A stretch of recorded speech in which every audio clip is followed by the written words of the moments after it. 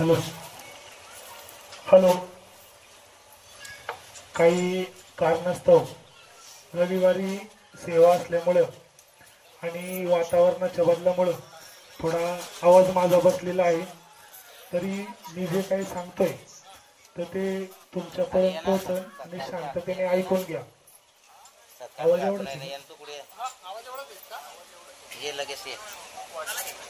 सर्वप्रथम इथं बसलेले सर्व नाथभक्त यांचं मी माझ्या मनापासून व माझे जे काही शिष्य परिवार आहे आणि बडेबाबा मच्छिंद्रनाथ यांच्या वतीने सर्वांचं आभार व धन्यवाद मानतो. या ठिकाणी तुम्ही जो आम्हाला मान सन्मान दिला, आमचं जे स्वागत केलं, याचा विचार मी स्वप्नात देखील केला नव्हता. अशा पद्धतीने तुम्ही आमचं स्वागत समारोह केलेला आहे. आता नाथ संप्रदाय बऱ्याच ठिकाणी भगवं धारण केलं जातं, पण खरा नाथ संप्रदाय काय हा बोटावर मोजणे एवढी लोक आपल्या महाराष्ट्रामध्ये पाहायला मिळतील. अंगावरती भगवं, पण त्याच्या माग दुसरीच काही कार्य केली जातात. तर खरा नाथ संप्रदाय काय, नाथ संप्रदायामध्ये सेवा कशी केली जाते, तर ह्याचं मार्गदर्शन बडीबाबांच्या आदेशाने आम्ही हे कार्य करत असतो. तर सर्वप्रथम ह्या जगामध्ये जे दुःखी लोक आहे, आता कलियुगामध्ये जादूटोणा, आगोरी विद्या, बंगाली विद्या, गारोडी विद्या, अनेक प्रकारच्या वाईट शक्ती, तर या शक्तींच्या वरती नाथांनी शाबरी विद्या निर्माण केली व या शाबरी विद्येच्या प्रभावाने हे वाईट शक्तींचा नाश म्हणजे सज्जनांचं रक्षण आणि दुरितांचा नाश याच्यासाठी नवनाथांची निर्मिती. पण हेच कार्य पुढे चालू राहिलं पाहिजे, त्याच्यामुळं आम्ही त्यांचं कार्य पुढे चालवत आहे आणि हे मोठ्या प्रमाणात झालं पाहिजे. नाथांचा नवनाथांचा प्रसार व प्रचार झाला पाहिजे, ते पण कसं योग्य पद्धतीने आणि सात्विक पद्धतीने. तर नारायणगाव खोडद हिवरे या ठिकाणी आपण बडेबाबा मच्छिंद्रनाथांच्या आदेशाने त्या ठिकाणी मंदिराची नवनिर्मिती करतोय. तर पहिल्यांदा हे सांगतो की मंदिर त्याच ठिकाणी का निर्माण केलं आपण. तर असे अनेक नाथ भक्त होते की ते मला 4-5 ठिकाणी नाथांचं मंदिर बांधण्यासाठी जागा देत होते.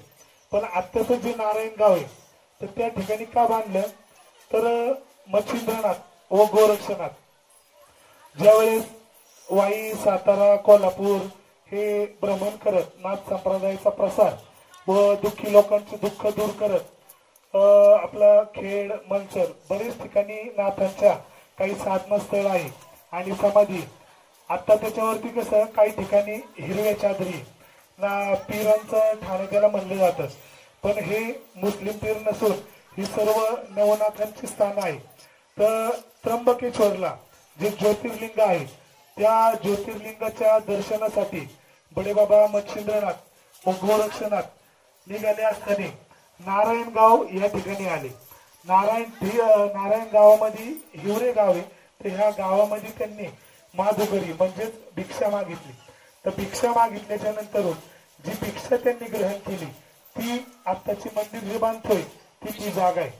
तर 4 वर्षामागं काय आलं की त्या जागेचे जे मालक आहे तर त्या ठिकाणी भुईमुग लावला होता शेतामध्ये. तर भुईमुग लावल्याच्या नंतर त्याची काढणी चालू होती. तर काढायच्या वेळेस एकच ठिकाणी, आता समजा आपल्या आजूबाजूला कसं एखादा सर्प निघतो, पण त्यावेळेस 9 नाग त्या ठिकाणी निघाले.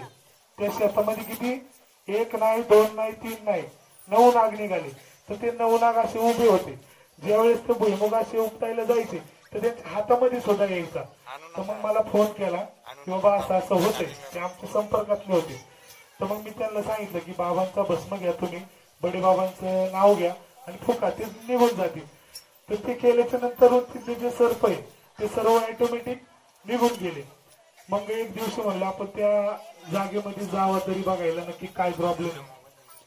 तर तिथं गेला असता बडेबाबा म्हणले की गोरक्षनाथ और मैं जब त्र्यंबकेश्वर जा रहे थे तभी हमने इस गांव में भिक्षा मांगी थी और इधर हमने ग्रहण की थी। तो इधर से लोगों का दुख दूर होना चाहिए। नाथ संप्रदाय क्या है, ये बहुत बड़ा आध्यात्मिक केंद्र बनेगा, इसकी जिम्मेदारी मैं आपके ऊपर छोड़ता हूँ। मग त्याच्यानंतर बडीबाबांच्या आदेशाने आपण मागच्या वर्षी दसऱ्याच्या दिवशी भूमिपूजन केलं आणि नोव्हेंबर महिन्यामध्ये मंदिराचं कार्य चालू केलं। तर हेच कार्य, नाथांचं कार्य मोठ्या प्रमाणात वाढलं पाहिजे, दुःखी लोकांची सेवा झाली पाहिजे, त्यांचं दुःख दूर झालं पाहिजे आणि घराघरामध्ये बडीबाबा मच्छिंद्रनाथांच्या नावाने दिवा लागला पाहिजे, जेणेकरून लोक, दुःखी लोक सुखी राहतील। आता सेवा कशी करायची, नाथ संप्रदायामध्ये काही नियम आहे। आता काही लोक कसं महिन्याच्या महिन्याला अमावस्या पौर्णिमेला मंडीला मायंबाला जातात, दर्शन करतात, येतात, तरी पण काही जणांचे प्रॉब्लेम दूर होत नाही। तर हे दूर न होण्याचं कारण म्हणजे नाथ संप्रदायामध्ये 5 तत्व महत्वाची। एक बैल, शांत बसा, हे बाळांनो शांत बसा। पहिलं तत्व, नाथ संप्रदायामध्ये मांसाहार चालत नाही। दुसरं म्हणजे कुठल्याही प्रकारचं व्यसन आणि मदिरापान हे बिलकुल चालत नाही। नाथ संप्रदायामध्ये तिसरा नियम, परस्त्री माते समान मानायचे। चौथा नियम, चुकीच्या मार्गातून धन बिलकुल कमवायचं नाही, म्हणजे आपण घरदार चालवण्यासाठी जो काही पैसा कमवतो तो हा योग्य मार्गातूनच आला पाहिजे। आणि 5वा नियम, आपल्यापासून गोरगरिबांना कोणालाही त्रास होता कामा नये असं आपलं वागणं असलं पाहिजे। तर हे जे 5 तत्व आहे, ही माझ्या मनाची नसून बडीबाबा मच्छिंद्रनाथांनी मला सांगितलेली आहे आणि मी ती बाकीच्या लोकांना सांगतो। ही 5 तत्व जर पाळून तुम्ही अशा पद्धतीने जर नाथांची सेवा केली तर तुमचं दुःख दूर झाल्याशिवाय राहणार नाही। ह्या ब्रह्मांडामध्ये नाथांच्या वरती अशी कोणतीच शक्ती नाही। तुम्ही कुठेही जावा, तुमचे कितीही मोठे प्रॉब्लेम असू द्या, कोणत्याही देवस्थानला जावा, जिथं बाकीच्या देवस्थानाकडे किंवा देवी देवतांकडे तुमच्या इच्छा पूर्ण नाही होणार, दुःख पूर्ण नाही होणार, ते नाथांच्या शरणात आल्यावरती होतं। नाथ शक्ती ही महान शक्ती, त्यांच्या पुढे आपल्यासारख्या माणसाचंच नाही, देवांचं चाललं नाही, दानवांचं चाललं नाही, भूतांचं चाललं नाही, साक्षात महादेवांना सुद्धा नाथांनी हरवले। साक्षात नारायणाचे अवतार आहे नवनाथ, पण ह्या नारायणासंग ज्यावेळेस युद्धाची वेळ आली तर नारायणांचं सुदर्शन चक्र, वैजयंती माळा आणि डोक्यात जो मुकुट असतो मणी, श्रीमंत मणी, तो सुद्धा चरपटीनाथांनी घेऊन गेलेले। रेवणनाथांचं आणि महादेवांचं युद्ध झालं समोरासमोर, तर महादेवांना नंदीच्या वरतून सुद्धा बेशुद्ध अवस्थेमध्ये रेवणनाथांनी पाडलेले। म्हणजे आलाई संप्रदाय आदिनाथांपासूनच, नारायणांपासूनच, पण महादेवांनी आणि नारायणांनी सुद्धा या जगाला दाखवून दिले की जो नाथांची सेवा करेल त्यांची सेवा आमच्यापर्यंत पोहोचेल आणि त्याला ह्या कलियुगामध्ये दुःख बिलकुल शिवणार सुद्धा नाही, त्याची सावली सुद्धा तुमच्या घरात पडणार नाही। त्याच्यामुळे आपण म्हणलेलं आहे की आदिनाथ गुरु सकळ सिद्धांचा, मच्छिंद्रतायाचा मुख्य शिष्य, मच्छिंद्राने बोध गोरक्षाशी केला, गोरक्ष ओळीला गहिनी प्रती, गहिनी प्रसादे निवृत्ती जातार, ज्ञानदेव सार सोजविले। म्हणजे आदिनाथांपासून हा नाथ संप्रदाय चालू होतो, तो वारकरी संप्रदायापर्यंत येऊन टेकतो। तर अशा पद्धतीने या नाथांची सेवा सर्वांनी केली पाहिजे। आणि आज ह्या कार्यक्रमाला जेवढे नाथ भक्त उपस्थित आहे आणि आम्ही सुद्धा आपलं काहीतरी मागच्या जन्मीचं परम भाग्य, परम पुण्य, आई वडिलांची पुण्य असेल, ह्याचा काहीतरी कुठे साठा झालाय, म्हणून आज आपण हे नाथ सेवेमध्ये आहे। नाथांची सेवा अशी आईला गेऱ्याला कुणालाही मिळत नाही। तुम्हाला बाकीच्या देवतांची सेवा मिळेल, पण नाथ सेवा ज्याच्या घरी आई वडिलांचं पुण्य, ज्याच्या जन्मजन्माची काहीतरी पुण्य असलेली, त्यांनाच नाथ सेवा मिळते। त्याच्यामुळं खरंच तुम्ही भाग्यवान आहे, मी पण त्याच्यातला एक भाग्यवान आहे, छोटासा नाथ सेवक आहे। माझ्यासारखीच मी पण, आता तुम्ही जसे तसंच मलाही, मी 11-12 वर्षाचा असताना मला त्यावेळेस नाथांचा साक्षात्कार झाला। मी मनानेच ध्यान करायचो, डोळे मिटायचो, एकांतात जायचो, हात बसायचो आणि करायचो। मी ही साधना का करत होतो मला नव्हतं माहिती, पण आता मला कळतंय की कसं आहे, एक साधनेची एक लेवल वाढल्याच्या नंतर आपल्याला सर्व काही कळतं किंवा बाबा ते सांगत असतात। तर हा माझा एक जन्म नसून असे माझे बरेच जन्म झालेले, त्या प्रत्येक जन्मामध्ये मी नाथांची सेवा केलेली आहे। कळलं का? तर मला हेतून मागचा जन्मही आठवतो, त्याच्या मागचाही माझे असे कितीतरी जन्म मला आठवतात. का? तर ही साधना केल्यामुळे. आणि ही साधना बाबांनी मला हाच आदेश दिलाय की ह्या नाथ संप्रदायाचा योग्य पद्धतीने प्रचार झाला पाहिजे. त्यांची कशी सेवा करायची हे तू लोकांना सांग. आणि हे जे मी कार्य घेतले करायला, आता त्यांनी आमच्या शिष्यांनी सांगितलं की पिंपरी चिंचवड महानगरपालिका ही आशिया खंडातली सर्वात श्रीमंत पालिका. मला महिन्याला 7,000 रुपये पगार होता. कामाला काय तर शनिवार रविवार सुट्टी. सरकारी नोकरदारांचं तुम्हाला माहिती, आरामामध्ये पगार चालू. रविवार शनिवार रविवार 2 दिवस सुट्टी असायची, फक्त 5 दिवस जायचं. ते पण गेल्याच्या नंतरून रजिस्टरला सही करायची, दिवसभर असंच बसायचं. काम नाही काय करता मला 60,000 रुपये पगार मिळायचे. पण बडेबाबांच्या आदेशाने मागच्या हे कार्य भरपूर वर्षापासून चाललंय. पण रामनवमीच्या दिवशी गुरुवार होता, बुधवार होता, गुरुवारी मला दृष्टांत झाला. बड़े बाबा मच्छिंद्रनाथ म्हणले, अरे बेटा अब कितने दिन और इस संसार में अटका रहेगा, लोगों का दुख दूर कौन करेगा, तुम्हें किस लिए भेजा है, हे नोकरी में क्या आहे. मग नंतर बाबांना आमचं लग्न झाले. बाबा काय म्हणले, हे संसार सोडा. नाथ कधीही आपल्याला सांगत नाही की संसार करून संसार सोडून नाथांची सेवा करा. संसार करूनच आपल्याला परमार्थ साधायचा. मग त्याच्यानंतर बाबा म्हणले की तुम्ही जर कामामध्ये व्यस्त राहिले तर लोकांची सेवा तुम्हाला करता नाही येणार. पहिलं मी अमावस्या पौर्णिमेला सेवा करायचो, त्याच्या आधी गुरुवारचं करायचो. गुरुवारी जर सकाळी 7 वाजता लोकांचं पाहायला चालू केलं तर गुरुवारचा अख्खा दिवस जाऊन गुरुवारची अख्खा रात्र संपायची. आणि शुक्रवारी पहाटे 5 वाजता मी जेवायचो, जेवल्याच्या नंतर लगेच फर्स्ट शिफ्टला कामाला जायचो. म्हणजे गुरुवारची मी 20-23 तास लोकांची, दुःखी लोकांची सेवा केलेली आहे. पण ती सेवा निशुल्क होती. पण बाबांच्या आदेशाने आता कसं आहे, कुठेतरी धर्माचा प्रसार करायचं आणि एखाद्या श्रद्धेचं स्थान निर्माण करायचं तर त्या ठिकाणी पैसा लागतो. पैसा काही उरतून नाही पडत, तुमच्या आमच्या सारख्यांच्या श्रमातूनच ते कार्य पुढे चालणार आहे. त्याच्यामुळे आपण बडेबाबा मच्छिंद्रनाथांचं मंदिर बांधतोय. त्या ठिकाणाहून दुःखी लोकांची सेवा करता आली पाहिजे, नाथांचा प्रसार झाला पाहिजे. आणि अन्नदान, माझी इच्छा आहे की रोज तिथं अन्नदान झालं पाहिजे. बाबांची आरती आता आपलं सध्याच्याला ज्या दिवशी रविवारची सेवा असते, संध्याकाळी 8 वाजता आरती झाल्याच्या नंतर 800 ते 900 लोकांचं दर आठवड्याला महाप्रसाद असतो. भाविक भक्त देतात आणि हे अन्नदान रोज व्हावा. कारण कसं, आता समजा एखाद्या वेळेस नवरा बायकोची भांडणं झाली, बायकोनी 4 दिवस जेवायलाच नाही बनवलं, निदान तिथे येऊन खाईन तरी. म्हणजे विनोदाचा भाग की रोज अन्नदान भेटलं पाहिजे की उपाशी. कारण की अन्नदानासारखं श्रेष्ठ दान कोणतंच नाही. ज्यावेळेस आपण उपाशी असतो आणि अन्न ज्यावेळेस पोटात घालतो तर माणूस काय होतो, त्याची जी तृप्ती होती त्याच्यानंतर माणूस म्हणतो अन्नदाता सुखी भव. म्हणजे अन्न देणाऱ्यालाही शुभ आशीर्वाद मिळतो. त्याच्यामुळे अन्नदान हे महादान. मग त्यामुळे आमचा असा उपक्रम की रोज अन्नदान झालं पाहिजे नाथांच्या नावाने. आणि त्या ठिकाणी माझी अशी संकल्पना आहे की आता सध्याच्याला मंदिर बांधल्यावर गोशाळा तर करायचीच आहे, गोमातेची सेवा झाली पाहिजे. कारण की गोमातेमध्ये 33 कोटी देवी देवता, 33 कोटी म्हणजे करोड नाही, 33 प्रकारची देवी देवता राहतात.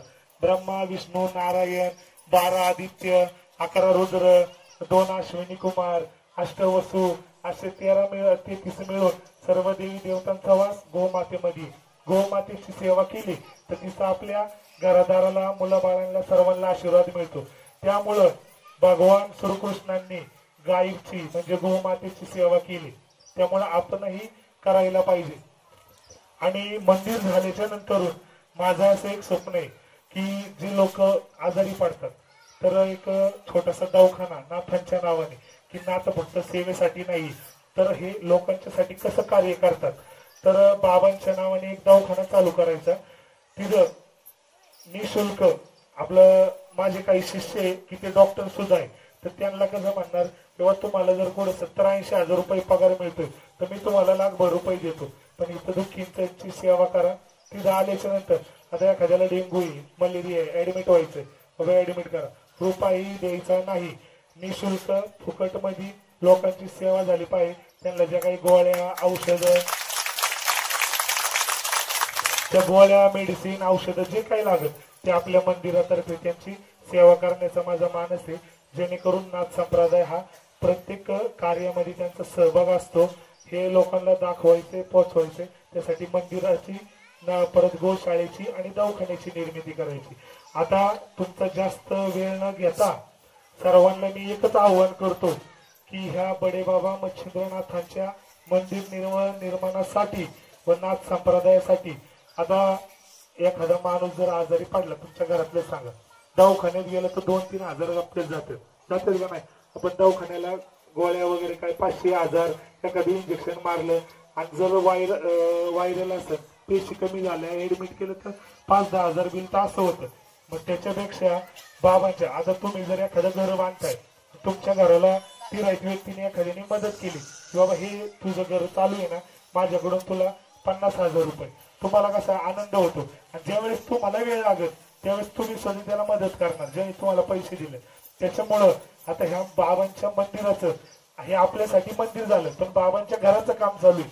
आपण जर त्यांना काही मदत केली देणगीच्या स्वरूपात तर ते आपल्या आयुष्यात नक्कीच त्याच्या डबल नाही टिबल कितीतरी चौपटीने ते आपल्याला मदत करतील। त्यामुळे आवाहन करतोय की या धर्म कार्यासाठी मंदिर नवनिर्माणासाठी जे काही कोणाला वाटत असेल देणगी स्वरूपात बाबांची जोडी मी आणलेली आहे, त्याच्यामध्ये तुम्ही मदत करू शकता। आणि पुन्हा एकदा इथल्या खेडीस ना खेडी बुद्रुक भुसावळ सर्व नाथ भक्तांचं आणि नाथ ग्रामस्थांचं पुन्हा एकदा मी अभिनंदन करतो, स्वागत करतो, धन्यवाद देतो। कालच्याला आल्याच्या नंतर आगमन पण म्हणजे हे करताना सर्व प्रत्येकांच्या आता शहरामध्ये आम्हाला पाहायला नाही मिळत, सगळीकडे फरशीन कोबान हे ते झाले, शेजारी माणूस मेलं तरी त्यांना घेणं देणं नसतंय। पण ह्या गावात जशी एंट्री मारली प्रत्येकाच्या घरी समोर सारवलेलं होतं, सुंदर अशी रांगोळी काढलेली होती, प्रत्येकाच्या काहींच्या घरावर गुढी उभारलेली होती आणि औषण प्रत्येकाने केलं। ही आपली हिंदू संस्कृती, या पद्धतीनं जगता आलं पाहिजे। आणि आपली जी काही मुलं बाळ आहे तर त्यांना सुद्धा तुम्ही तसे संस्कार लावा, जेणेकरून हे आपलं जे हिंदू धर्म आहे हा टिकला पाहिजे आणि त्या पद्धतीने कार्य पुढे राहिलं पाहिजे। आणि गुढी उभारताना पण सांगतो की आता मी गुढी पाहिली, सागरला पण म्हणलं की गुढीबा उभारली, वरती गडू तांब्या लावलाय, त्याला गंध काढलाय, पण साडी कायला घातली? साडी कोणत्या ग्रंथामध्ये ही गुढी लावल्याच्या नंतर साडीचं काय महत्व आहे? साडी नाही करायची। आता गुढी पाडवा येणार आहे मार्च महिन्यात, एप्रिल मध्ये येईल, तर सर्वांनी गुढी अशा पद्धतीने उभारायची।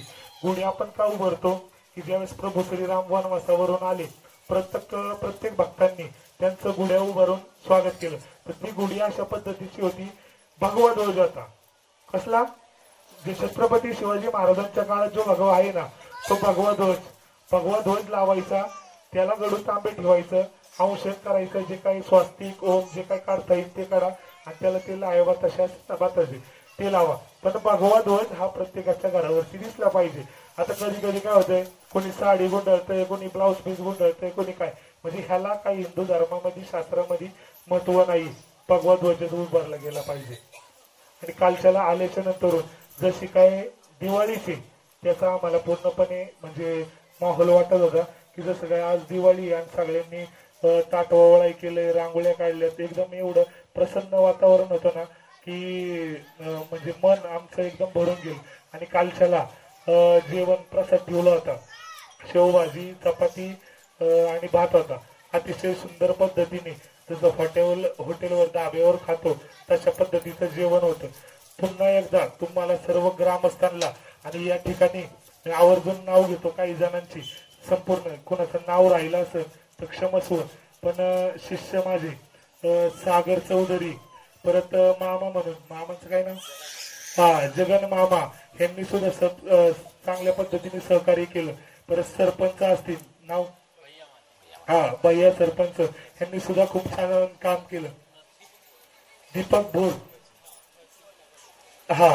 दीपक हे यांनी पण आहे ना मस्तपैकी सुंदर, म्हणजे ह्या जे काही 4-5 जणांनी इथं वातावरण तयार केलं, घरोघरी जाऊन सांगितलं आणि त्यांच्या आमंत्रणाला तुम्ही स्वीकृती देऊन या ठिकाणी उपस्थित राहिला आणि ह्या कार्यक्रमाची शोभा वाढवली त्याबद्दल पुन्हा तुम्हाला धन्यवाद देतो. बडेबाबांचा 3 वेळा मोठ्याने जय घोष करायचा. सर्वांनी काय म्हणायचं? ओम.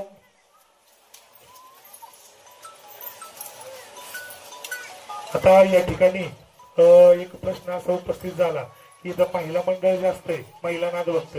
तर बरेच जण आहे ना म्हणतात की महिलांनी नाथसेवा करू नये काय. तर जे असे म्हणतात, काय काय म्हणतात महिलांना बांगडीचा आवाज, नाथांना बांगडीचा आवाज सुद्धा नाही चालत, बाईची सावली नाही चालत, बायांनी नाथांची सेवा करायची नाही हे म्हटलं जातं. पण हे पूर्णपणे चुकीचं आहे. देव म्हणजे परमात्मा आणि आपण स्त्री असू किंवा पुरुष असू हा आत्मा आहे आणि तो परमात्मा आहे. आत्मा परमात्मा हे एकच आहे, त्यांच्यापासून आपला अंश आहे आणि आत्म्याचा तिरस्कार कधीच परमात्मा करत नाही. फक्त आपण वेगवेगळी योनी धारण केली, कोणी स्त्री केली, कोणी पुरुष केली. नवनाथ ग्रंथ जर तुम्ही वाचला तर त्याच्यामध्ये जालिंदरनाथांनी मैनावती राणी म्हणजे गोपीचंद राजाची आई तिला सुद्धा दीक्षा दिलेली. त्याच्यानंतर गोपीचंद राजांची बहीण चंपावती राणी तिला सुद्धा जालिंदरनाथांनी दीक्षा दिलेली.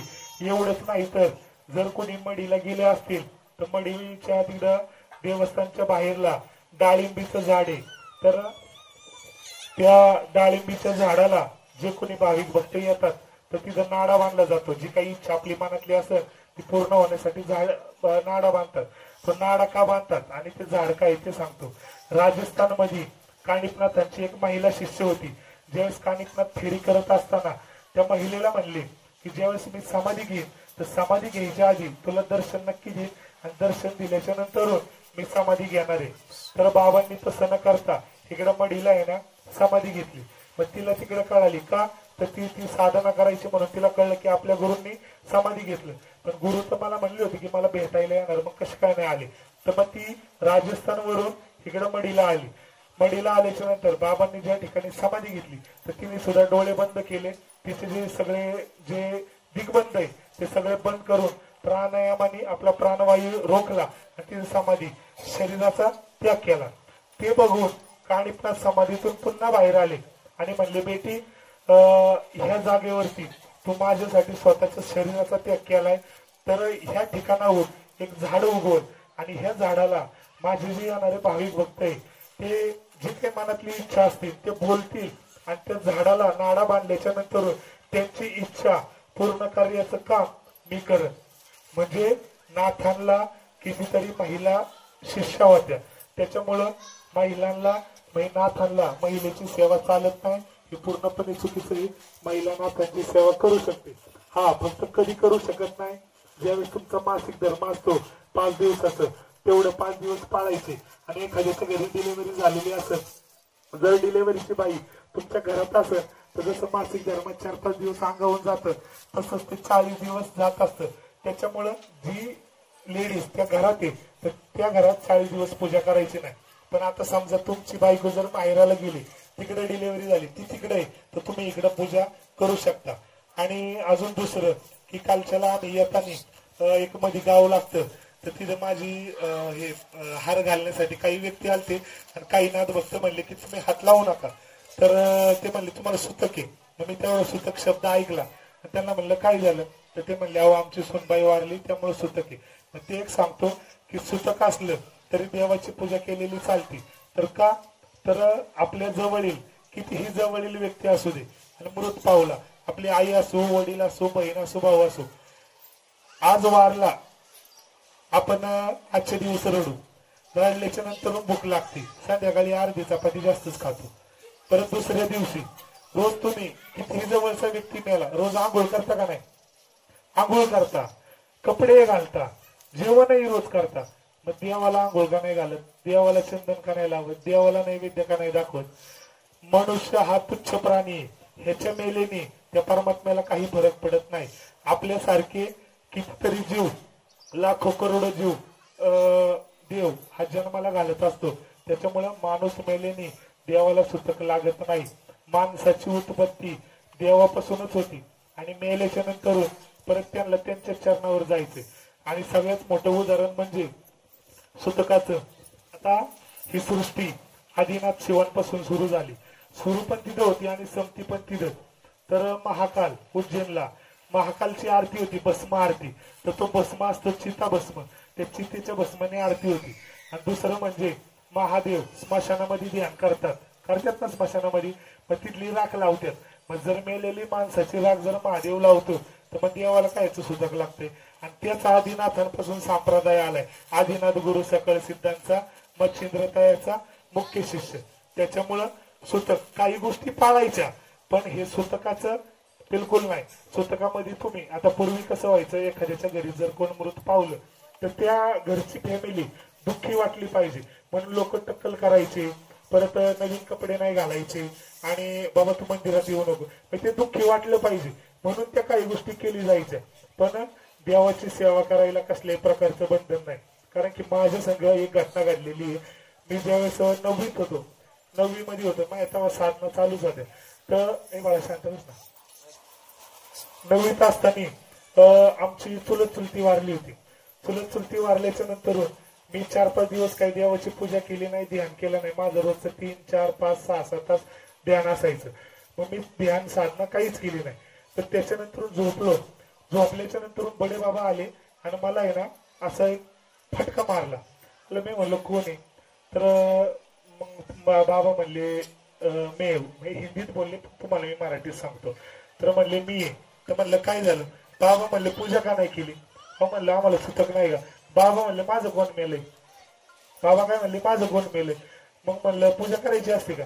अरे म्हणले मेलंय तरी तू खातोय आंघोळ करतोय म्हणजे तुमच्यासाठी चालतंय, मला का उपाशी ठेवला इथं घरामध्ये, म्हणजे माझ्या पुढचा दिवा नाही लावला. मग बाबा म्हणले माझ्या मंदिरात जर अंधार ठेवशील तर तुझ्या घरात सुद्धा अंधार मी करू शकतो. त्याच्यामुळं देवापुढे अगरबत्ती परत तुमचा दिवा हा 24 तास पेटत असलाच पाहिजे. त्यामुळं आपल्या साधारण जीवाने मेल्यामुळं देवाला कसल्याही प्रकारचं सुतक लागत नाही. काही गोष्टी पाळणं गरजेचे आहे, जे आपल्या हिंदू धर्मानुसार शास्त्रानुसार जे येतात त्याचं पालन अवश्य करा. पण ज्या अंधश्रद्धा आहे त्या बिलकुल पाळू नका. कारण काय होतं, या अशा अंधश्रद्धांमुळे समाज आहे ना विभागला जातो. आपल्याला समाज एकत्र आणायचा आहे, सगळे आले पाहिजे. आणि मागच्या महिन्यामध्ये एका ठिकाणी आहे ना काणिपनाथांच्या मंदिराचा जीर्णोद्धार होता. जीर्णोद्धार असल्या कारणाने आम्ही तिथे गेलो, होम हवन केला.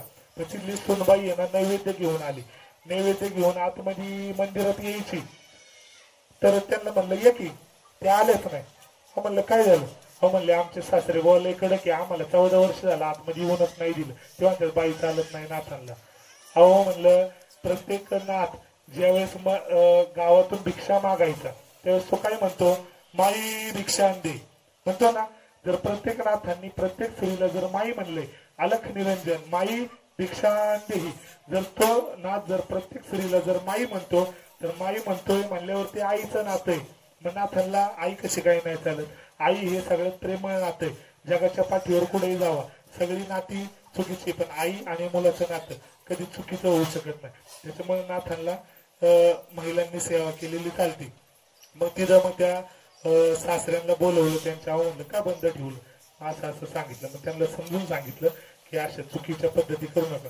त्याच्यामुळे काय होतं की सुनबाईची आता देवाला नैवेद्य सुनबाईनी बनवलेला चालतो. तो सासरे बा आई तर घेणार आणि देवाला दाखवणार आणि बनवणारी इकडे सकाळची 5:05 उठणार नैवेद्य करणार. ती बाई राहिली बाजूला, तिला हाताला स्पर्श सुद्धा करून नाही देणार. म्हणजे हे महापाप आहे ना. महापाप कोणचं, एखाद्या देवाला भक्ताची भेट म्हणजे एखादा भक्त देवाला भेटा येतोय त्यांना थांबवणं म्हणजे सगळ्यात मोठं पाप. भक्ताला देवाची भेट घडून दिली पाहिजे. आपल्याला कोणालाही थांबवण्याचा अधिकार नाही. हा सर्वांनी एकत्र राहावा, सेवा करा, समाजामध्ये एकोपा राहिला पाहिजे, धर्माचा विजय झाला पाहिजे, हिंदू धर्म एक आला पाहिजे, सनातन धर्म वाढला पाहिजे, नाथ संप्रदाय वाढला पाहिजे आणि लोकांचे दुःख दूर झाले पाहिजे. पुन्हा एकदा सर्व ग्रामस्थांचं नाथ भक्तांचं मी स्वागत करतो, त्यांना धन्यवाद देतो. 3 वेळा सगळ्यांनी ओम चैतन्य सद्गुरू श्री बडे बाबा मच्छिनाथ महाराज की जय असं म्हणायचंय जोरात.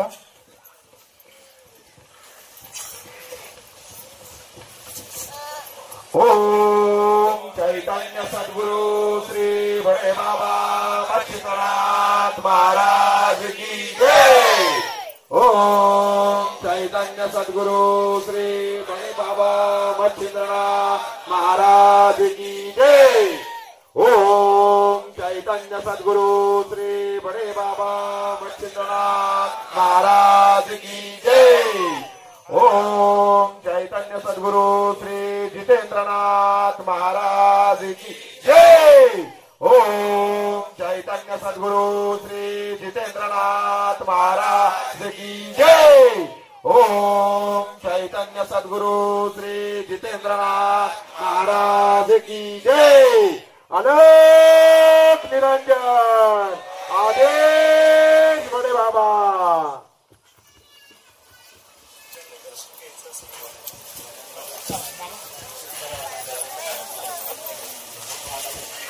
ज्यांना दर्शन घ्यायचंय पहिलं स्त्रिया दर्शन घेतील, पुरुषांनी खालीच बसून राहायचंय। पहिले स्त्रिया दर्शन घेतील, त्यानंतर पुरुषांना दर्शनासाठी सोडण्यात येईल।